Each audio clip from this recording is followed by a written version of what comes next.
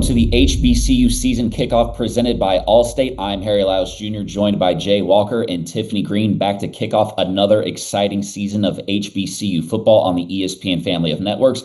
But guys, before we get started, we have to give a big shout out to our very own Jay Skywalker, who was a recent inductee into the Black College Football Hall of Fame. Jay, congrats, man. How does it feel to be a Hall of Famer? I want to say it again. Say it again. I never get tired of hearing it. Tremendous honor, tremendous accomplishment. When you're there at the induction weekend and you're there with some of the legends, to think like this Jay Walker, a little kid from LA, California, to be sitting at the table with Mel Blount, with Ed Too Tall Jones, with the Jerry Rices of the world. I'd say so. It made it official, and I'm happy for all those people that were in my village. I got there, I had a fantastic team at Howard University. Special moment for me to see my mom, kind of gaze, and she's like, this is what it's all about. Wish my dad could be here, but it was such a tremendous honor. I'm blessed, I'm fortunate, and I'm happy to be part of a very elite crew. Tiff, as somebody that's gotten to work with Jay for years now, I mean, what's it like to see your friend get inducted into the Hall of Fame? That just means his head is going to swell even bigger than it already is. No, but really, when you think about Jay Walker, he's a bad man. And everybody, everywhere that we go, they let you know that. I mean, they say, hey, man, Skywalker, man, you were bad. You were bad. They remind him every single week, and he reminds us every single day that we have a chance to listen to him. I love him like a brother. And I am incredibly proud of him. It's his second Hall of Fame induction, right? MEAC Hall of Famer, now Black College Football Hall of Famer. We'll continue to say it throughout the season, give him his flowers, give him his props, because he has raised the bar, not only for Howard University, You're missing one. HBCU. So You're missing one. You're missing one. The most important one of them all. You missed one. Howard University Hall of Fame. Look, Howard, I said you raised the bar for Howard University and for HBCUs. Like, I got the mention in for Howard. So just be grateful, man. Jay, we're going to find another Hall of Fame to put you in, bro, because three's not enough. But until then, we're going to kick off our conversation about the 2025 HBCU season with a look at the preseason all-conference teams. We've got the MEAC all-conference preseason picks first here. Let's take a look, guys. Jay, what stands out to you here among this group? The fact that I think, South Carolina State, which had a dynamic offense, which broke all types of scoring records for the school, a season later, they don't have a lot of representation. I think what we're seeing is a growing trend, like who are the known names? So people left South Carolina State, and one of the more popular football players is Walker Harris, quarterback for North Carolina Central. Well, he's paid his dues. People around the conference are familiar with him. I'm not necessarily saying he's the best quarterback in the MEAC, but because he's got the name, because he stayed, he's somebody they know coming back, I think he was rewarded with being the all-conference quarterback. Tiff, what about you? What stands out among this group? Well, you add to that North Carolina Central offense averaged about 35 points per game, and Walker Harris was protected by Noah McKinney, Trevon Humphrey, A.C. McMorr. So what jumps out to me is the fact that his offensive linemen are right up there, 5 on offense for the Eagles overall. They've got the respect. I think that says a lot about what the Eagles are going to do in 2025. Any snubs, guys, that we feel strongly about that you see omitted from this list? People like Morgan State, and we know Morgan State's got a defense. But if you're going to be a top 3 team in the MEAC, you have to have some offensive players. And, where's that going to come from besides, possibly player of the year? But when you look at the first team, they're honoring their specialists. They're like, okay, you guys got a kicker, you got a punter. So I think, Morgan State, everybody wants to know if they can get their offense together and somebody from the Bears can emerge and become an all-conference performance, then look for Morgan State to make some noise. I'll say when we heard from Damon Wilson, Jay, he was really excited about this quarterback room this year, the best that he's had. So maybe someone will emerge from there. So that's what we've got in the MEAC. Let's look at the SWAC here. And Tiff, I'll start with you. What stands out here, obviously, aside from the fact that we've got plenty of FAMU on here? Well, Thad Franklin Jr. is a dude, and in talking with James Colsey III, he says he's come into camp, really worked hard in the offseason with the strength and conditioning coach to be that guy. But you've got to go to the guy for Jackson State, for the Tigers. I mean, he is coming back as the offensive preseason player of the year. We really watched him mature. TC Taylor feels very comfortable with him in his offense. He's got a number of different weapons that he can go to. So I really like Jacobian Morgan. Not only that, Jonas Fortillion is someone that we've heard his name, and I feel like he's going to have a breakout season. Coach Taylor, very high on him. And of course, again, I'll ask you guys any snubs here from the SWAC that we feel strongly about. I'll jump in and say this, Harry. I think they got it right. I mean, I think they are spot on with their voting early on, because when you look at the top teams in the conference, you think of a Jackson State, you think of a Florida A&M. Southern could stand to have more representation, but they didn't do anything explosive on offense. So we'll see if that changes this time around. They got it right. I mean, you never go wrong on offense with Jackson State and Florida A&M. Without question, and that sort of brings us here to our predicted order of finish. We will start with the SWAC. Jackson State at the top in the East, Southern at the top in the West. Tiff, what stands out to you here about this order of finish? How do we feel about the results? Well, I'll say in the SWAC, I mean, everybody's chasing Jackson State, so that's a no-brainer there. Southern comes back as the SWAC West champions. They're looking to reload and do it again. And when you think about some of the first-team selections on defense, you think about the preseason player of the year for a second season in a row, and that's Kelby Gibbons, who led the nation in tackles for loss, top 10 in sacks. Like, he's a guy that you anchor your defense around. But also, I would say, who's going to be pushing Southern? Well, I think very much that Prairie View A&M could make some noise. Grambling is changing things around offensively. They could emerge as well. But from top to bottom, I think it's spot on. We will see what they do. And on the other side, here are the MEAC preseason predicted order of finish results here. South Carolina State at the top, followed by North Carolina Central, Morgan State, Michael Vick, and Norfolk State, Howard, and Delaware State. Jay, I'll go back to you here. What are your thoughts on this poll that we've got? South Carolina State, number one, but they got a lot to prove. They lost a lot, including the Offensive Player of the Year in Eric Phoenix. They had a backup quarterback that was good last year. He needs to step up, and people kind of know who they are a little bit. North Carolina Central, they've been consistently good for the past 5 years, the most consistent, but I really have a feeling about Morgan State. I mean, defense can win championships, and we know that they've got a defense that can compete. They just have had no offense.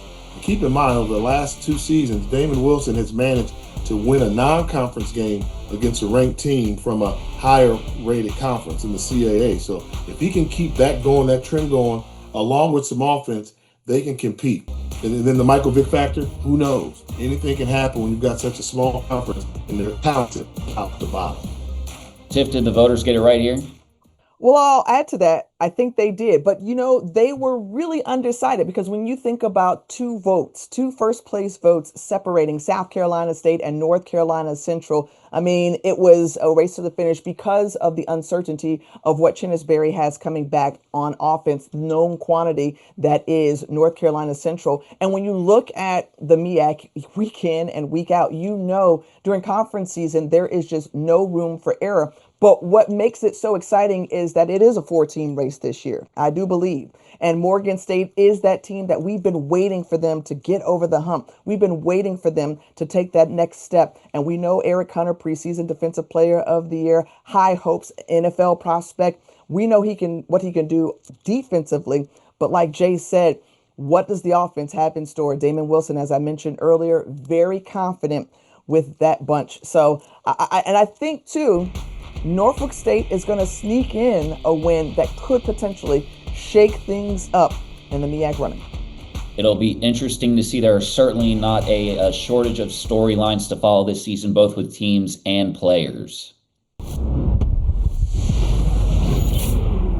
All right, now let's take a look at the Good Hands play presented by Allstate. Behold the green and gold. Our Good Hands play goes to Norfolk State University for hiring Michael Vick as its head coach. He is an absolute legend in the 7-5-7 after playing high school football in the Hampton Roads area, then going on to become a superstar at Virginia Tech and later in the NFL for my Atlanta Falcons. Yay, yay! His name recognition alone should pay off big when it comes to attracting recruits and increasing ticket sales. And his years of experience and connections with higher level coaches are expected to have the Spartans competing in the MEAC immediately. Now, without a doubt, one of the biggest stories coming into the season is the hiring of Michael Vick and Deshaun Jackson as head coaches. Let's discuss this a little bit, because we've seen the trend of coaches at HBCUs with higher profiles, Deion Sanders obviously being the one that stands out to everybody. Eddie George recently with TSU, and now Jackson and Michael Vick. Do you guys perceive this to be a good, bad, or a neutral thing for HBCU football? Tiff, I'll start with you. I'm neutral on this, and the reason being is for as much as we saw Prime and Eddie George have success at their respective programs, I'm also kind of an HBCU purist in the sense that, I want to see those guys get the opportunities who have come up through the ranks. That said, you cannot deny that their star power and their high profile nature helps to add to the university and the programs and their profiles. So ultimately, I would lean towards a good thing, but right now it's a wait and see type of situation for Deshaun Jackson and Michael Vick, who I do hope have great success. In the world of sports, there's only one prime.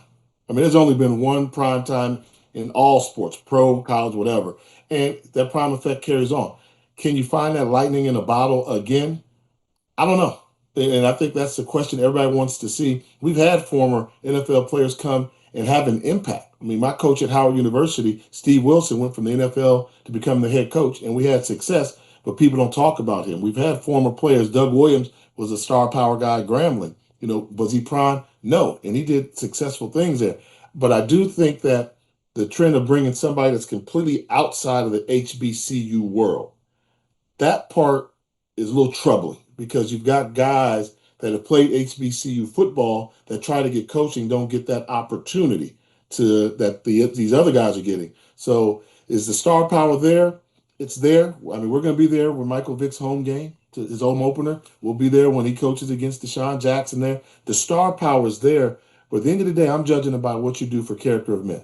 HBCU guys, when you're a coach, you got to build men. It's not about X's and O's all the time. The public likes to see that. But I'm going to judge them by, did you grow and create young men that will be productive in society? So I like the bling. Me and Tiffany, we're beneficiaries of that. No doubt. Harry, you are too. We're doing the show.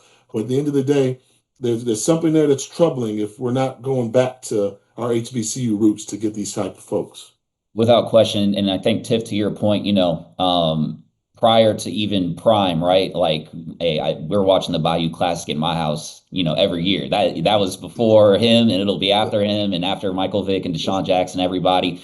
And then, Jay, to your point, talking about just the long-term impact of this, developing young men, I think the schools obviously also have an influence on that. How do they make sure that these hires remain good for the school and for the students in the community and not just the coaches that are getting these opportunities? I think, you have to sell your story and you have to make it fit. Like I'm going on record saying I think Michael Vick is a great fit at Norfolk State because of where he's from. And Norfolk State, people don't know this, they've got the second largest stadium in HBCU football. They've got a stadium that holds 30,000 folks. So if you can get 25, 30,000 people in there on a regular basis, that atmosphere is there. That area is ready to grow. Norfolk, the Hampton Roads area has some of the best high school football you're going to find in the country. So that can work. That's an easier path. It seems like the athletic director did their research in terms of who we're going to go out there and hire. We've also seen those that have done bad jobs and going with the quick splash hire. So if you do your research and it fits, then I think you go for it. Tiff, what are some of the ways that you feel like you've seen schools try to, again, make this sort of work for them long term and not just, have it be some sort of a splash hire and it's a moment just for the coaches, but again, something that helps the university and helps HBCU football? Well, you understand that you use this short-term investment to create and build for your future. It's a long-term outlook. And so, look, we're talking about Norfolk State and Delaware State, and I can't tell you over the last 10 years how much many of us have mentioned or known about Norfolk State and Delaware State. So first and foremost, the coaches are doing their job and bringing more eyeballs and attention from the outside audience into these respective HBCUs. But also, you do capitalize by telling your story, that you build on your brand, that you engage the alumni in a way that helps to sustain the programs moving forward. This is the time to give. This is the time to be as an active alum as possible so that it creates a springboard for the next coach that comes in whenever they decide to, and that's a well-oiled machine already coming in. So I think it's the university's responsibility to really try to benefit as much as possible and pull out this short-term investment for the enrollment of their university, for building their alumni base and their giving. And what are some of the challenges that you guys think that Deshaun Jackson, and Michael Vick will be facing in year one that they might not see coming? Because I think we all recognize HBCU football is not, the same as playing Power 5 Division I FBS football. Like, what are some of the things that they might face that they perhaps wouldn't have expected?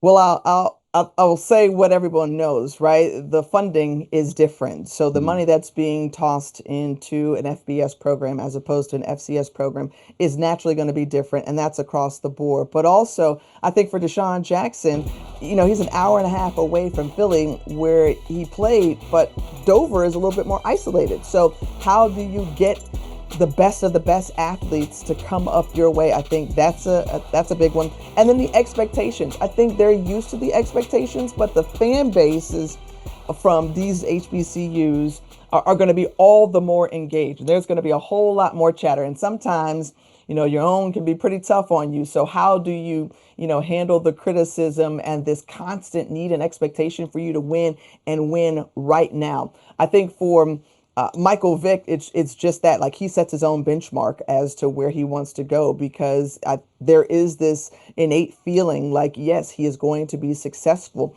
How do you then prevent kind of some of the fallout we saw with Coach Prime when he left? Not that he left, maybe it was the timing or how he left that maybe left a bitter taste in people's mouth for a period of time. So how do you make sure that you reassure your fan base that you're there? I mean, real is real. I think ultimately these are football players. And, the reality is a lot of these guys aren't going to go pro. So if they're not going to go pro, they're coaching, and both coaches said that, how do you get the most out of them? Because you need them to be successful, to go through a wall for you in order for them to win football games for you. So I think the challenge is going to be, how do you relate to somebody that is not thinking about going to the NFL, but they're thinking about life? I mean, sure, Coach Jackson, you played pro. I'm probably not going to play pro. How are you relating to me? Coach Vick, you're pro football guy, all-star all the time. How do I relate? So they're going to have to learn how to relate to these kids on these kids' level in order to get them. These kids aren't necessarily thinking school first or football first. They're going to be thinking school first. I got to graduate. I've got a lot of problems back home. I don't have the money to send home to my folks that most kids have at Power 5 with this NIL money. They don't have that. So how do you relate to that and still get them to fight for you? And, when you're in the locker room, the most realest place you're going to be is in that locker room. In that locker room, you can't hide behind nothing. You know if your coach really cares about you, or if your coach is just trying to yell at you to prove a point to somebody else. You know which one of your teammates can play. You know who's getting catered to, who's being favored, who's getting more money than you're getting. And it all comes out. And how do you delegate that in the locker room to bring it out to the field, to have where all these guys are one unit, ready to go out there and do battle together? It's going to be interesting to see how it unfolds, especially for guys in Deshaun Jackson and Michael Vick, who, at least in my mind, it doesn't seem like that long ago than when they were on the football field. And to now see them in the coaching ranks will be exciting, obviously, especially given it is an HBCU football.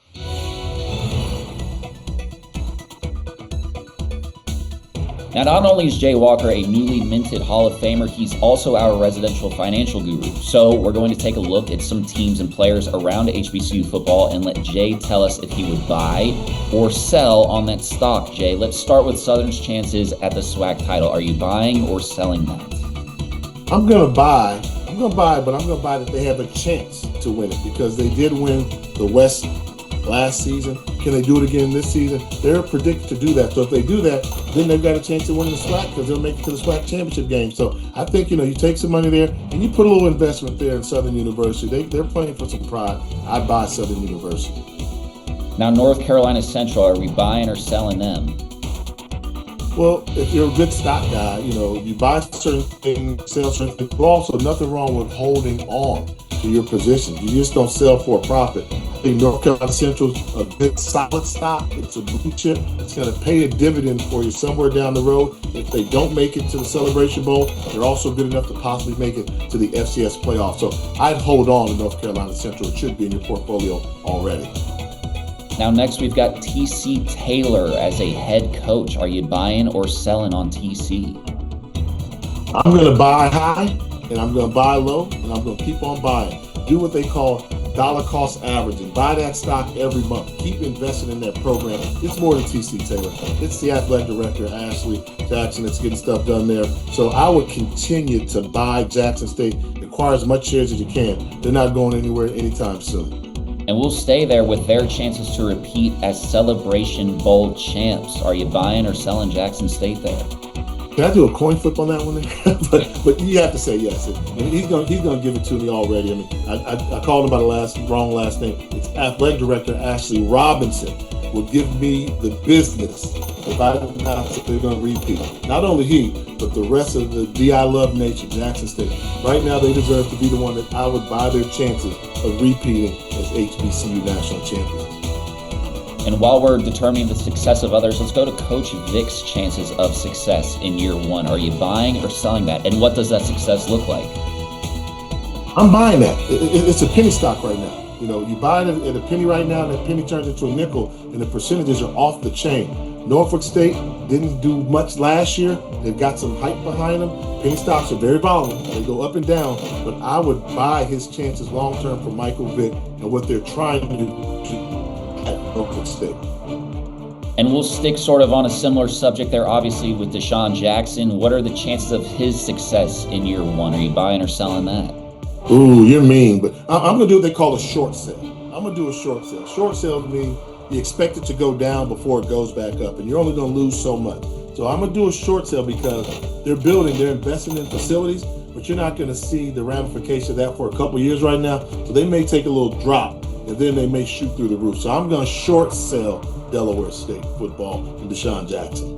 Now, Jay, my mama always told me you got to get a second opinion, so I'm going to my other financial advisor here in Tiffany Greene. Tiff, what do we think about Jay's, thoughts here on these stocks? What are you agreeing with? What are you disagreeing with? You know, it's very rare, Harry, that I actually agree with Jay on everything, but I think he is absolutely spot on, and I appreciate his financial wisdom and advice. And on the HBCU space, we can't argue with the Black College Football Hall of Famer right here. He done good. Wow, record that. Yeah. Record that. We may not get that all year, Harry. Take that one to the bank, right, guys. We love it. Now, we all know when it comes to HBCU football, it's all about the MEAC versus the SWAC. So we are going to pit our own MEAC and SWAC alums against each other because we love to do that. It never disappoints. But we want them to call it like you see it. We want no conference bias in this one as you make the case for the MEAC or the SWAC in each of the following categories. You've got up to 30 seconds to make your case, and I'll be awarding a point for who makes the better argument. Are you guys ready? We're going to go with Tiff first here. Which conference has the best team? The SWAC, Southwestern Athletic Conference. And why do I say that? Well, you just look at the last two Celebration Bowls. After being shut out for a while in that run from the MEAC, we've had Jackson State, Florida A&M right before then, and they're trying to three-peat. They're the hottest conference around. It's easy. The SWAC. Jay, who we going with? They have the best team. That's not saying much right there. And we know that Jackson State is the best team out there. But see, I thought if you put best teams out there, the top three teams in the MEAC probably would do well against the top three teams in the SWAC. So, but the best team, it's Jackson State. But teams, I think when you talk about South Carolina State, you talk about North Carolina Central, you talk about Morgan, I think the best teams are within the MEAC. Jay, I'll give you the point for the little bit of extra credit there. And then, Tiff, let's go to the best. Which conference has the best? What are we talking about? He stretched it to try to make his argument. Are you kidding me? Hey, listen, look, okay. we like an entree. We like an entree and we like some sides. You know what I mean? So I'm giving Jay points for the sides, baby. You gotta have the full meal. You know what I mean? And so with that, Tiff, we're gonna go to which conference has the best player. The SWAC, and I'm a MEAC baby, okay? So I want you to know that Florida A&M was in the MEAC when I was growing up, but now we are in the SWAC, and Kelby Givens, defensive lineman from Southern University, is the best. A preseason FCS All-American. I told you just his numbers last year and how well he did against the competition. Kelby Givens is that guy. Like, he's an all-around package. He's got great hands. He is a disruptor up front, but he's also a fantastic human being, a wonderful human, and Kelby Givens, hands down. Jay, where are we going? Best player?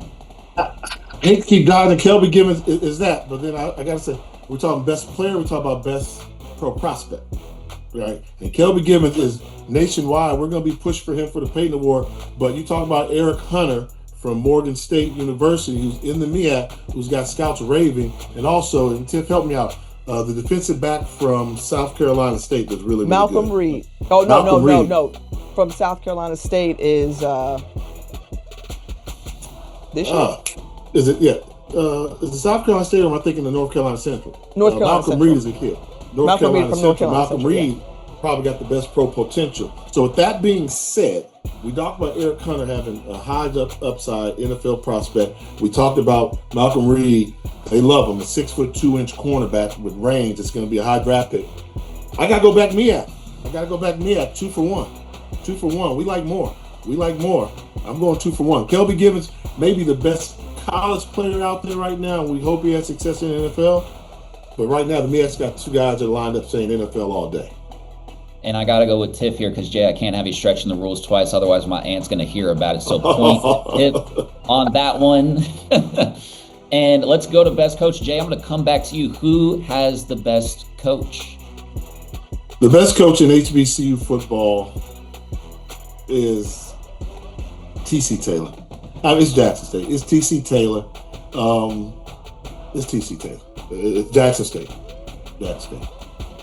Now, I agree with you on that, Jay. However, when you look at the success that Chennis Berry had at South Carolina State last year, helping them to make it to the Celebration Bowl, obviously very impressive. But when you look at his previous posts at Benedict College, winning a couple of SIAC championships, Chennis Berry is right there with T.C. Taylor, and I think this is the year that it takes another step forward. So I'm giving it to Chennis Berry. All right. You know what, Tiff? You gave me, a body of work there for Chennis Berry, so we're going to give the point to Tiff on that one. And the next one, which conference has the best home game day atmosphere? Tiff, I'm going to come back to you on this one. Ooh, now I'm going to tell you, that was rough. It obviously is in the SWAC, which leads FCS in attendance year in and year out. And I go back and forth. I'm vacillating between Jackson State, Florida A&M, and Southern. But the way that Jaguar Nation shows up to A.W. Mumford Stadium, and I'll take this from my partner, Jay, you see the steam and not the smoke, the stirring, the gumbo, all of the great food. How about that, partner? Southern University. The only argument I can make against the SWAC, because Tiff gave you this, she gave you the facts, they lead in attendance every year. The best homecomings come out of the MEAC. The MEAC is a homecoming conference. Howard Homecoming is the granddaddy of them all, baby. So when you want to talk about a game day experience, if you ain't been to HU Homecoming, you ain't been to Homecoming. And throughout that conference, so I'm going to call it. There's nothing like, I remember playing at Howard University and seeing John Singleton, seeing Flavor Flav there on the sideline, seeing DJ Quick, seeing all the stars there. So let me give a little, I'm going outside the box here. There's nothing bigger than Howard Homecoming. So if that's the case, you can't compete. That's the number one HBCU football game day experience you'll ever see in your lifetime.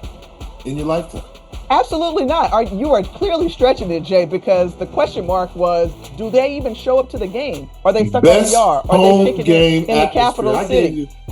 Green Stadium. Are they staying to see? 60,000 people on the yard. The stadium packed toe to toe. You can't get it. That is Green it. Stadium. If you want to see an HBCU game day, if you ain't been to Howard Homecoming, everybody tell you, they write rap songs about Howard Homecoming. Biggie Small was talking about that. Mary J. Blige talking about everybody. If you ain't been to Howard Homecoming, you ain't been. If you don't know, now you know.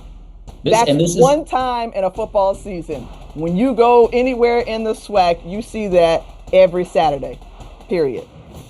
And this is why we always have to get this group together every year, because it literally does not get better than this. And because I like messy theater, I am giving the point to Jay because I want us to have a tiebreaker on this last one. I'm sorry, Tiff, but I love drama. And because of that, because I was just unfair to you, cuz which conference has the best band? Oh, that's easy. And Jay will concede his point to me because it is the SWAC. Clearly. I mean, you've got the Marching 100, Southern's Human Jukebox, you've got Jackson State, Sonic Boom of the South. Need I continue to go on and on? The Marching Storm from Prairie View A&M, Alcorn State. This is easy. This is easy. He knows it. It's easy, but let me make it messy. Now these caveats, boy. You could argue the two best bands out of the SWAC, which Florida A&M, Tiff's alma mater, won the Band of the Year competition, and my favorite band every year is Bethune-Cookman. Well, 4 years ago, those were MEAC schools. They were MEAC bands. So 4 years ago, I could have had the argument with you, but this year, I mean, it's not even close. Nobody competes with the SWAC when it comes to band. Nobody. So let's split that point. I agree with you, Jay. We're gonna split that point. Even though maybe I could award it to Tiff because you got put in the Hall of Fame. We got to give Tiff something too, right? I mean, why not? My consolation prize for calling like a state champion. Dang, Harry. I know. Now listen, we can't close this out without having both of you saying something nice about the other conference. Okay, so Tiff, say something nice about the MEAC, and Jay, say something nice about the SWAC. Tiff, we'll start with you. Well, Jay took my point of having some of the best homecomings. By far, the MEAC gets down. But I also have to credit the MEAC for just their 55th anniversary, staying around the way that they have stood strong. I really love Sonia Stills and commissioner of the MEAC and just the way they do business. So I got a lot of love for the MEAC and MEAC schools. All right, Jay, I know this is one of the toughest things you got to do all year, man, but you got to say something nice about the SWAC, man. Oh, like you can't say HBCU football without saying the SWAC. I mean, it speaks for itself.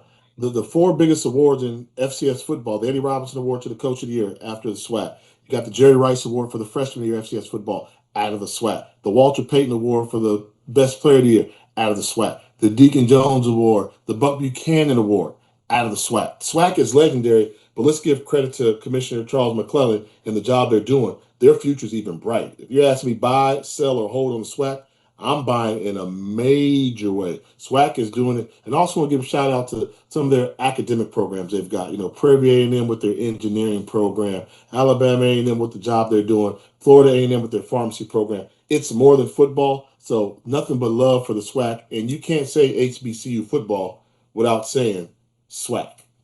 Look at that, guys. I got to tell y'all at home, man, like it's, like they butt heads a lot. They're very prideful, but we can always come together. I mean, the MEAC still has won more. The MEAC has still won more celebration bowls in the SWAC. So, that's something they're working on. Man. So I got to call like I see it, right? He's got to have a notch in his cap one way or another. He's got to have the upper hand at the end of the argument. That's just how it goes, Harry. That's a train that's never late, never will be late, always on time. And before we go, we do have to talk about the cricket MEAC versus SWAC challenge game between North Carolina Central and Southern. This matchup is a battle between the conference runner-ups from last season, guys. What are you looking forward to the most about this game? Tiff, I'll start with you.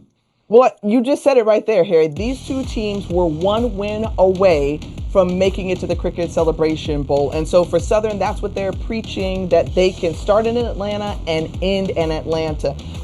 I think, Terrence Graves, they've got a lot to prove. Like offensively, he's talked about the firepower that they have. They've got Trey Holly, who was Louisiana's the state of Louisiana's leading rusher all time. So he adds another element to them. That quarterback room, they started Jalen Woods last year.